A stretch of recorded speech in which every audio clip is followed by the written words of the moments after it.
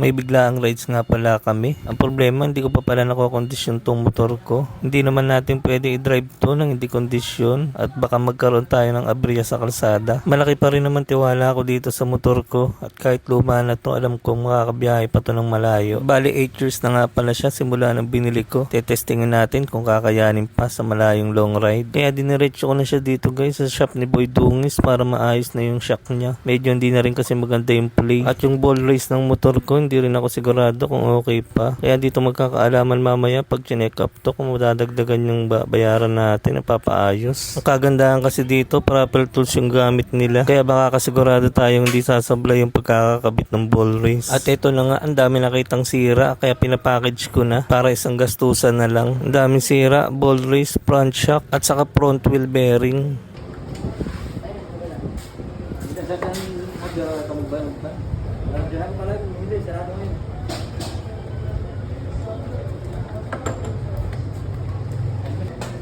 Washer mo, sabi nga.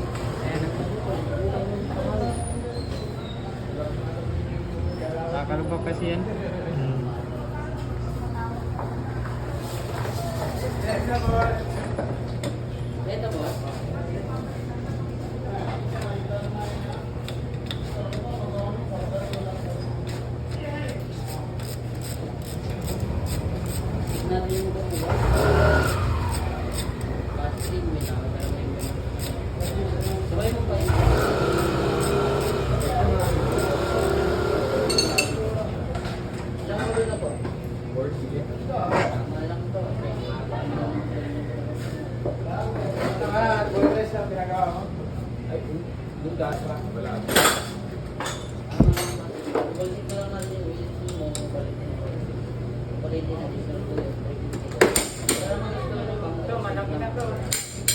Ha?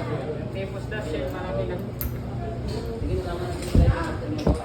Ano yung water? Additional yan tayo, 250. Ano na?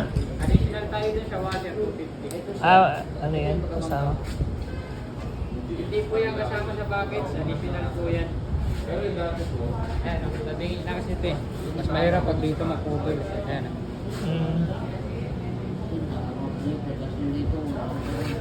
Dito kasi yan. Hindi na pwede to? Hindi na pwede.